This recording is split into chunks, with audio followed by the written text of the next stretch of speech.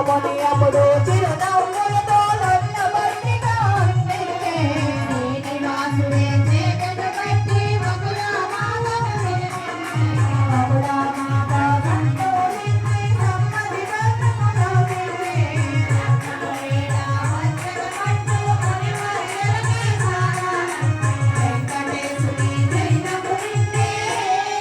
శ్రీనివాసుని వద్దకు నారదముని వచ్చుట శ్రీనివాసుని పెండ్లి ముల్లో నారకు తెలిసెనుగా ఆనందముతో నారదముని స్వామి చెంతకు అందరికీ నారదమునికి నమస్కరించి శ్రీనివాసుడు ఇటు పలికే పెండ్లి అనగా మాటలు కాదు భాషలు నాపడలేని లేవు శ్రీనివాసుడే పలికిన పలుకులు నారదముని ఆలకించి ఆది పురుషుడు అయినా నీవు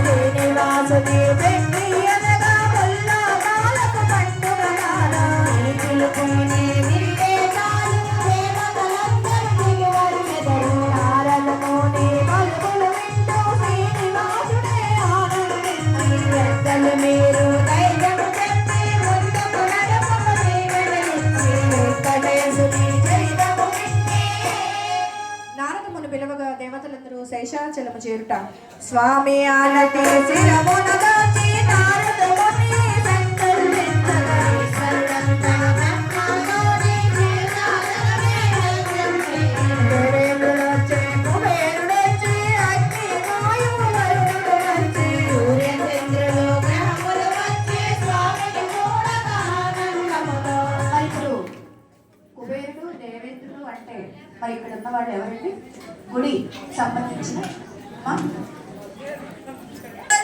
అగ్ని వాయువు వరుణుడు వచ్చి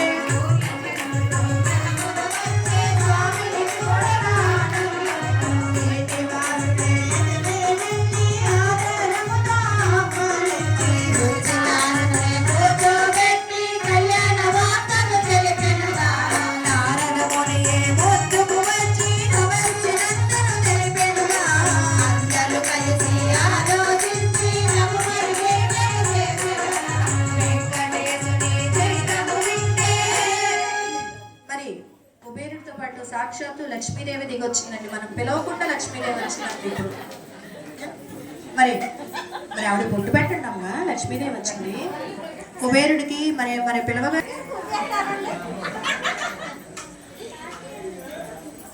వెంకటేశుని చరితము వింటే పాపములన్నీ తొలగునా ఏడు మంటలు ఎక్కినంతనే మనసే పరవశమగునా వెంకటేశుని చరితము వింటే శ్రీనివాసుని కుబేరుని వద్దకు ధనమును అప్పుగా తీసుకునుట ఒక చిన్న కర్చీఫ్ కానీ ఏదన్నా ఒకటి ఒక చిల్లర కూడా వెయ్యాలండి, చిల్లర కూడా వెయ్యాలి.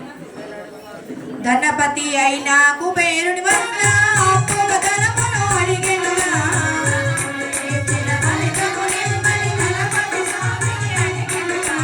మరి అక్కడ కుబేరుడి దగ్గరే కాదండి, వచ్చిన వాళ్ళందరూ కూడా కుబేరులంత వాళ్ళు అవ్వాలి అనుకుంటే ఆ స్వామికి మేము కుబేరులు అనుకుని చెప్పి మీ దగ్గరున్న ధనముని అందులో పెట్టాలండి. మీరందరూ కూడా కుబేరులు అయితే, కుబేరులు అయినా మేము అవుతాము అనుకున్నా అయ్యామన్నా వెయ్యాలి, ఇవ్వాలి.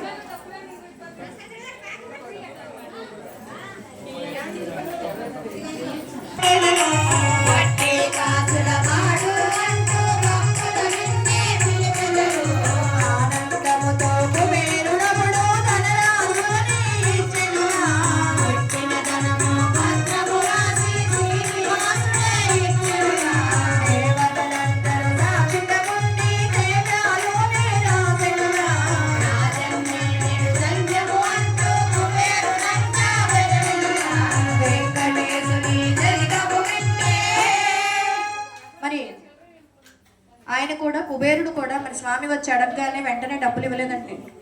ఆయన కూడా ఒక సమ్మతి పత్రం రాసిమ్మన్నారు. మరి సమ్మతి పత్రం రాసిచ్చినప్పుడు మరి సాక్షి సంతకాలు తీసుకోవాలమ్మా, వాళ్ళని డిస్టర్బ్ చేయకండి అమ్మా, దుర్గా డిస్టర్బ్ చేయకండి. కుబేరుడికి మరి సమ్మతి పత్రం రాసివ్వాలి. సమ్మతి పత్రం రాసిచ్చేటప్పుడు సాక్షులు కూడా ఉండాలండి.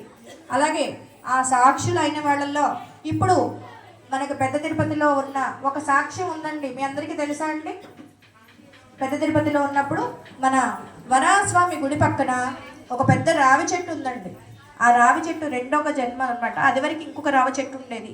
ఆ రావి చెట్టు ఇప్పుడు ఉన్న కాలానికి అది నిద్రపోగా మళ్ళీ ఆ స్థానంలోనే ఇంకొక మర్రి చెట్టు రావి చెట్టు వచ్చినాయి అన్నమాట.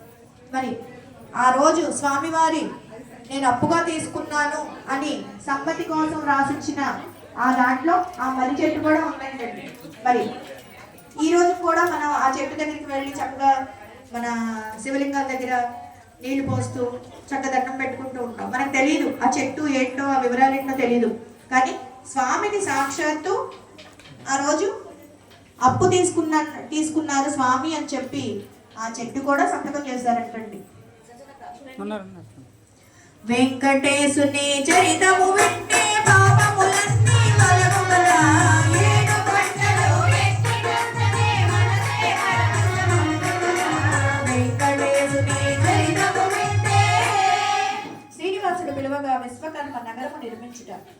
మరి ఆ డబ్బులతో స్వామివారు నగరం నిర్మించుకుంటున్నారంట విశ్వకర్మతో. వెళ్ళొచ్చు.